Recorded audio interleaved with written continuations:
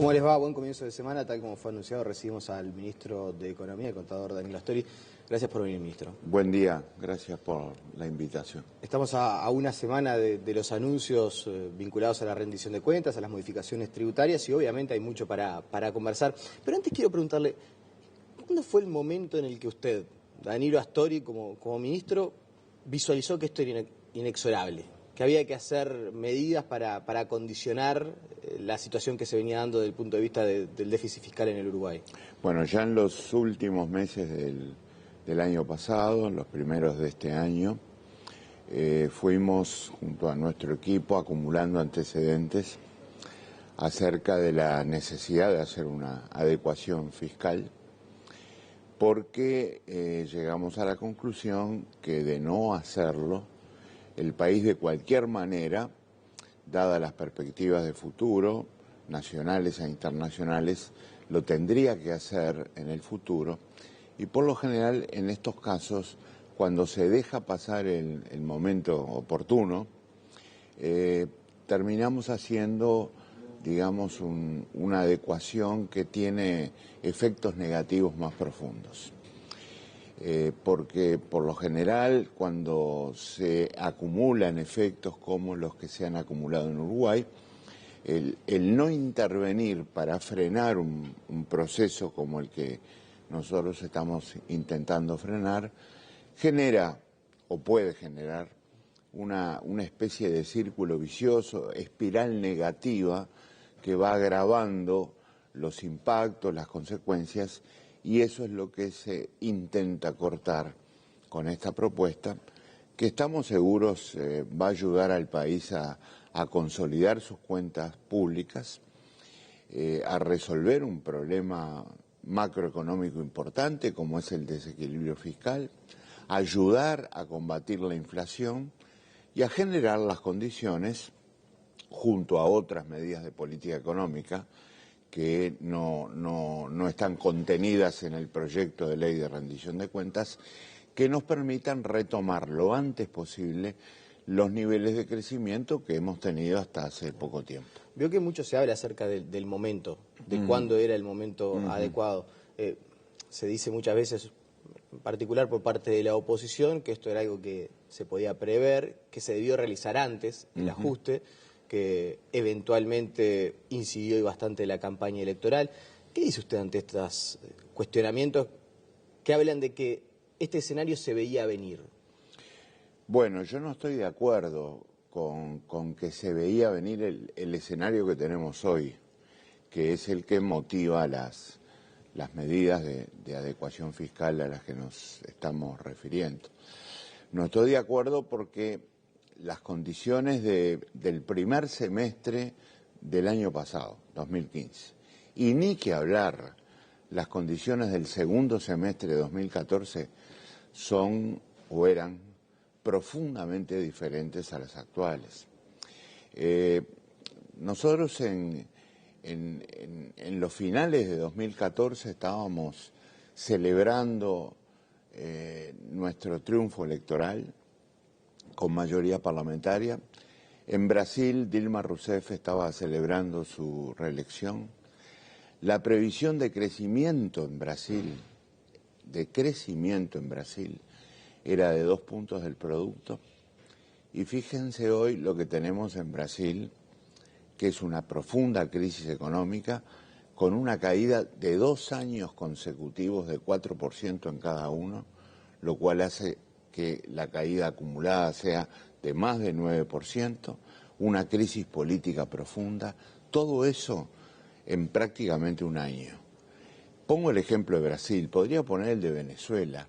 Las ventas de Uruguay a Venezuela en este año al que me estoy refiriendo cayeron 50%. Las ventas a Brasil y Argentina de Uruguay en este último año cayeron más de 20%. Entonces, no puedo estar de acuerdo con que se veía venir. Nosotros, obviamente, y están los registros correspondientes, decíamos que había que tener orden fiscal, que había que combatir el déficit fiscal, que había que actuar con prudencia. Sí, usted hablaba mucho de la prudencia. En materia de gasto. Recuerden esa palabra que utilicé mucho en aquella época, pero hoy tenemos una situación muy distinta. Hoy tenemos que actuar de la manera que hemos propuesto, restringiendo gastos, adecuando ingresos y por las dos vías sumadas, llegar a una corrección fiscal que el país necesita. Pero en el momento de la discusión del presupuesto nacional, desde la oposición se advertía ciertamente que el presupuesto estaba desfinanciado, decía la oposición, hablaba de una cifra de unos 2.000 millones de dólares. Más allá de estos factores que usted mencionaba de la situación económica y política de Brasil, con un presupuesto, llamémosle desfinanciado, pongamos ese término, con un crecimiento de la economía sensiblemente menor al que se preveía, ¿de alguna manera no arrancábamos perdiendo el partido? Es decir, ¿no teníamos un escenario que ya nos conducía a esta problemática? Yo creo que no, porque el presupuesto fue elaborado a mediados del año pasado. Y a mediados del año pasado no había una sola previsión de las que voy a nombrar ahora que nos indicara que nosotros teníamos que incluir números diferentes en el presupuesto. Ni una sola. Ni la de los países avanzados, ni la de los países emergentes, ni la de algunos países relevantes para Uruguay, como son, por ejemplo, los de la región y el vecindario, ni la de los organismos internacionales y tampoco la de los analistas privados del Uruguay. En junio del año pasado, la mediana de la opinión de los analistas recabada por el Banco Central indicaba una previsión de crecimiento de 2.9%. Nosotros en el presupuesto pusimos 2.5%. Por supuesto, todos ahora están corrigiendo a la baja esas previsiones y el gobierno no puede ser una excepción. El gobierno lee la realidad, escucha opiniones, analiza, lee comentarios, por supuesto estudia la información oficial y en función de eso establece sus previsiones y sus medidas. Eso fue lo que hicimos cuando elaboramos el presupuesto y ahora estamos corrigiendo. Y como estamos corrigiendo a la baja, necesitamos cortar con esta situación fiscal desequilibrada antes de que tengamos que hacer o aplicar medidas de impacto negativo más profundo. Ministro, también en campaña electoral se hablaba mucho y se ponía foco en la cuestión de a qué atribuíamos el crecimiento excepcional que había tenido nuestro país durante casi 10 años, ¿no? Y desde la oposición se ponía mucho énfasis en el viento de cola. Se atribuía que buena parte del desempeño de la economía era por factores externos al Uruguay y desde el gobierno se insistía ciertamente en que habíamos tenido muchas potencialidades y que había mucho de nosotros en cuanto al desempeño de la economía. Ahora surge un panorama regional que usted bien describía y que es complejo. Yo repasaba el crecimiento del PBI 2015 en los países de América. Paraguay creció un 3%, Chile un 2%, Bolivia casi un 5%, Perú algo más del 2%, Colombia poco más del 3%. ¿Por qué nos afectó más a nosotros que al resto este escenario regional complicado? Bueno, vamos a señalar que Uruguay, con su modesto crecimiento de 1%, está por encima del promedio latinoamericano. Usted me ha citado el caso de algunos países individualmente considerados que están creciendo más que Uruguay, pero el promedio de toda la región es inferior al uruguayo. En segundo lugar, el promedio del vecindario, que afecta mucho a Uruguay, la influencia de Brasil y Argentina es infinitamente superior sobre Uruguay que la que tiene Perú, que la que tiene Colombia, que la que tiene los países que usted me nombró, incluido Chile, y por lo tanto eso tiene que ser tenido en cuenta. Pero aún así, Uruguay crece 1%. Y este número, en las condiciones del vecindario, vuelvo a repetir, y de los países que verdaderamente influyen en forma muy significativa sobre Uruguay, es un buen número. Y es un buen número que en términos de crecimiento hay que mantener. Por eso lo de la corrección fiscal. En cuanto a las condiciones que se mencionaban en la pregunta, nunca en la experiencia de los países, para bien o para mal, todo se explica a partir de factores internos o a partir de factores externos. Siempre hay una combinación, una articulación entre unos y otros. El tema es cómo nos preparamos para, digamos, esta articulación entre factores externos e internos en las buenas y en las malas. Yo creo que Uruguay recibió durante los gobiernos del Frente Amplio impactos del exterior muy positivos, en términos de comercio, de inversiones y de precios, ¿verdad? Llegaron al país las inversiones más cuantiosas, diría yo, que yo recuerde en la historia contemporánea del Uruguay. Uruguay multiplicó su comercio, recibió buenos precios, sin ninguna duda. Pero también es cierto que Uruguay hizo transformaciones internas muy importantes. Tiene un nuevo sistema tributario, un nuevo régimen concursal para las empresas, nueva Carta Orgánica del Banco Central, reglas nuevas en materia de mercado de valores, una red financiera muy sólida, aquí me atrevo a decir la más sólida de toda la América Latina, con mecanismos de supervisión y regulación muy importantes, leyes como la de inclusión financiera, son todas reformas estructurales que también preparan mejor al país para enfrentar condiciones cuando son adversas. Y ahí están nuestras potencialidades. Y ahí están nuestras fortalezas. Y dejé para el final, ya que hablo de fortalezas, la solidez financiera que construyó Uruguay. Uruguay tiene las reservas internacionales más altas de su historia contemporánea en este momento, tiene una deuda neta en relación al producto que es absolutamente positiva en cuanto a su número, tiene, digamos, un grado de liquidez que le permite enfrentar cómodamente todos los vencimientos que tendría que pagar, todas las obligaciones que tendría que pagar de aquí a un año en adelante, puede moverse con comodidad en el acceso a los recursos financieros para financiar todos sus compromisos de 2 años, tiene una composición de la deuda que en casi la mitad de la misma está denominada en moneda nacional, o sea, es una fortaleza del país muy importante. Ahora, cuidado, y termino, esta fortaleza también hay que cuidarla. La fortaleza nos es muy útil para la transición que tenemos que hacer ahora hacia una situación mejor que la que tenemos. Pero no nos podemos quedar solo con la fortaleza, porque si no corregimos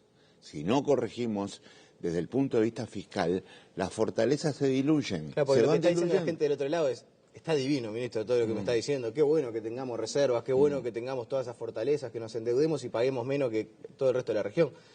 Pero tenemos que apelar a 500 millones de dólares para tratar de sortear el temporal. Es decir, con todas esas fortalezas, de todas maneras igual, todos tenemos que poner de nuestro bolsillo. Justamente. Todos no. Bueno, pero una parte de la población tiene que poner de nuestro bolsillo para poder sortear el temporal. Justamente, porque tener financiamiento no es lo mismo que tener capacidad para gastar. Entonces hay que cuidar las dos cosas. Quedarnos solo con la solidez financiera y dejar lo fiscal que se deteriore sería un gravísimo error de política económica. Entonces, corrijamos la situación fiscal y hagámoslo con la serenidad que nos da la fortaleza financiera que hoy el país tiene. La corrección de esa situación fiscal, y ahí entramos en un punto que me parece que no se lo han preguntado y es una consulta que me surge, ¿es permanente o es transitoria? Es decir, las medidas que ustedes están proponiendo, ¿son para pasar por este periodo y hasta tanto se consolide el escenario regional mejor del que hay ahora, que la situación del país, bueno, pueda salir airosa, o es algo permanente para quedarse? Yo no tengo la bola de cristal como para decir que estas medidas tienen un plazo. No tienen fecha de caducidad. Nosotros estamos haciendo o poniendo en práctica estas medidas con la esperanza y la convicción, digamos así, más que esperanza, de que estas medidas conduzcan a que el país pueda terminar, en primer lugar, este periodo de gobierno, con un déficit fiscal consolidado de 2,5 puntos del producto. Esto es más de un punto por debajo del que tenemos ahora. Y luego iremos, obviamente, consolidando la situación fiscal, pero ya, y eso es lo que esperamos todos en el gobierno, por un sendero de crecimiento mayor, de inversión sólida. Dicho sea de paso, los números de la inversión siguen siendo muy buenos en el Uruguay. Uruguay tiene muy buenas expectativas de inversión y por eso yo confío mucho en que esta corrección fiscal, además de solucionar un problema macroeconómico, va a contribuir a confeccionar, a construir un escenario muy propicio para que esa inversión, que, repito, viene mostrando números muy buenos, nos lleve por el sendero genuino del crecimiento, ¿verdad? Crecer es lo fundamental, crecer es lo que necesita el país. Y ese crecimiento en el futuro traerá mejores resultados y ahí si hay que, digamos, modificar medidas, se modificarán, pero en este momento no tienen fecha de caducidad. Vio que en las últimas horas Azucena Arbeleche, asesora del Partido Nacional en materia económica, dijo que seguramente no va a alcanzar. Bueno, yo... Con este acondicionamiento seguramente no alcanzará. Es obvio que discrepo con esa opinión, la respeto mucho como todas las opiniones, obviamente. Pero yo creo que estas son las medidas que el país necesita. Ni siquiera si el escenario internacional no se termina de acomodar. Bueno, yo creo que para ser muy claros al respecto, tenemos que esperar un 2016 con dificultades y un 2017 en que comenzaremos, creo yo, a retomar el camino de crecimiento mayor. Ahora, yo confío mucho que ya incluso en la última parte, en el segundo semestre de este año, empiece a notarse el papel que indudablemente tiene que jugar la inversión que el país está recibiendo. Déjenme que les diga lo siguiente.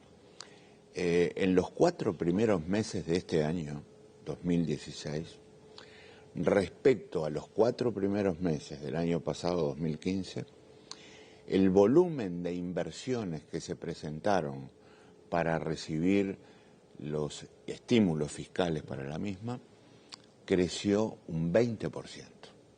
Se presentaron un 15% más de proyectos que significan un volumen 20% superior al del año pasado. Pero Uruguay además está diversificando los destinos de su inversión. Por ejemplo, hemos realizado una inversión muy importante en prospección de petróleo. Son 200 millones de dólares que están ahora invertidos y que están en curso. Hemos invertido más de 100 millones de dólares en la industria farmacéutica hace pocas semanas. Hemos invertido casi 100 millones de dólares en la industria del vino. Se proyectan inversiones en turismo y en nuestro gran centro turístico que es Punta del Este, centro de convenciones, ampliación del Hotel Conrad, que llegan en total a 300 o 400 millones de dólares. Todo eso no son sueños, no son aspiraciones, no son deseos, eso está en marcha. Ministro, le quiero preguntar, la entrevista avanza y obviamente hay mucha gente esperando del otro lado. El tema más sensible para la población, sobre todo para el asalariado, está vinculado al tema de la franja del IRPF. Y en las últimas horas aparecieron algunas propuestas vinculadas, por ejemplo, a establecer franja intermedia en esos sueldos entre 50 y 167 mil pesos.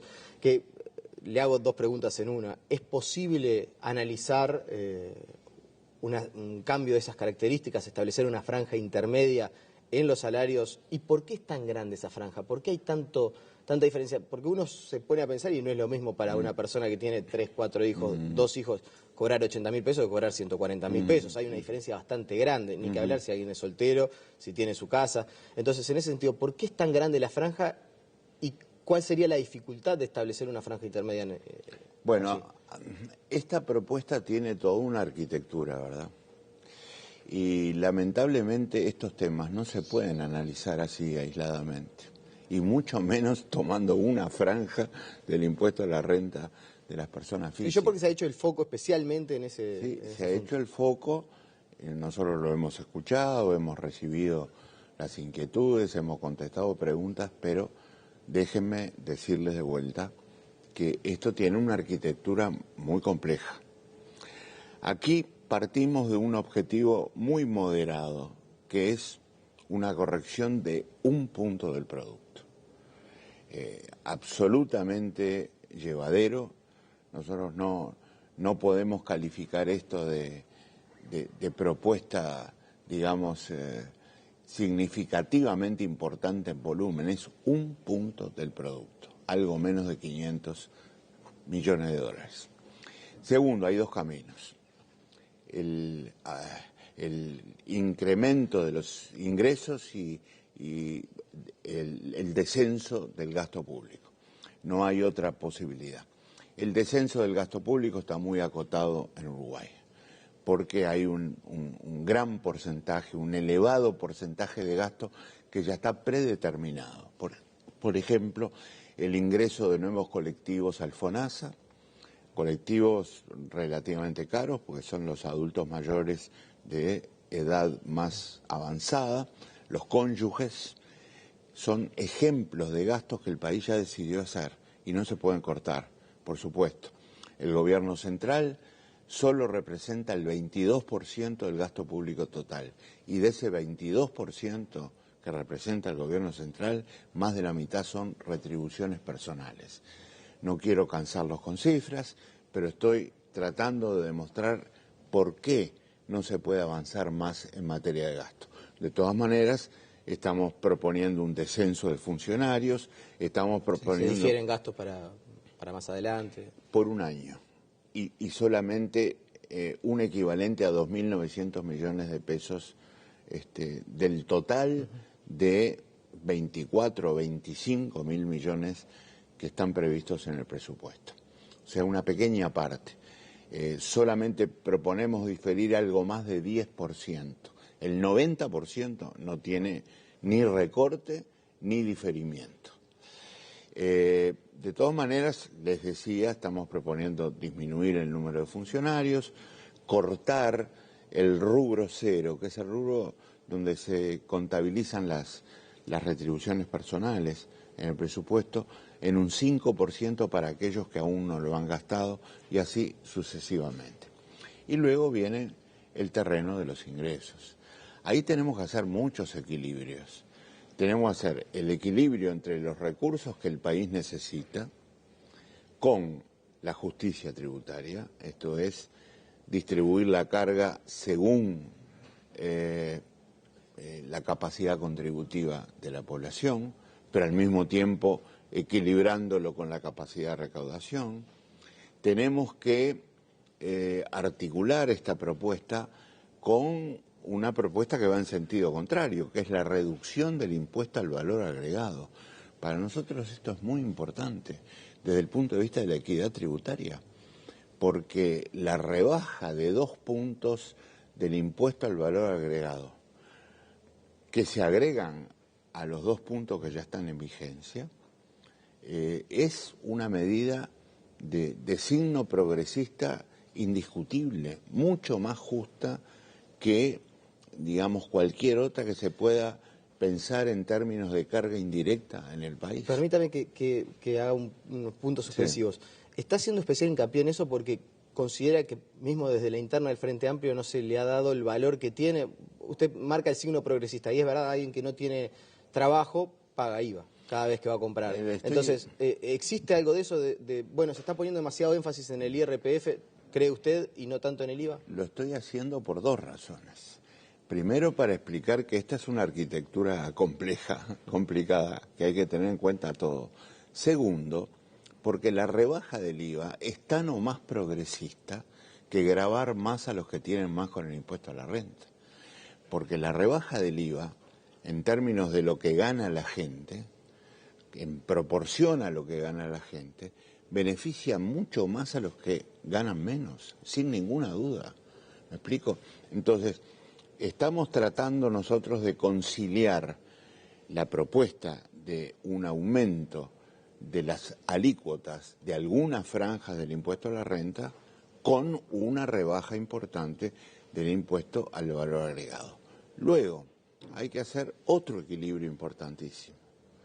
El otro equilibrio son las rentas llamadas del trabajo y las rentas del capital, que también tienen que aportar, pero tienen que aportar lo suyo, tanto en el campo real, o sea, el impuesto a la renta empresarial, como las rentas financieras, por ejemplo, depósitos bancarios en el país y en el exterior, pero sin afectar la capacidad de inversión que el país necesita, porque de ahí salen las fuentes de trabajo, salen los volúmenes de ingreso que el país quiere tener para darle una mejor vida a toda su población. Entonces, aquí tenemos un nuevo equilibrio que hay que mantener. El tema de, por supuesto, ser justos en la distribución de la carga sobre las rentas provenientes de la producción y el trabajo y la carga de las rentas provenientes del capital. Me queda la impresión que para conservar esos equilibrios ustedes no ven posible variantes en cuanto al establecer una nueva franja del IRPF para mantener estos equilibrios. Nosotros creemos que después de haber estudiado mucho el tema, la mejor propuesta es la que ha hecho el Poder Ejecutivo. Cuidado, esta no es una propuesta a esta altura del Ministerio de Economía, es una propuesta de todo el Poder Ejecutivo encabezado por el presidente Tabaré Vázquez.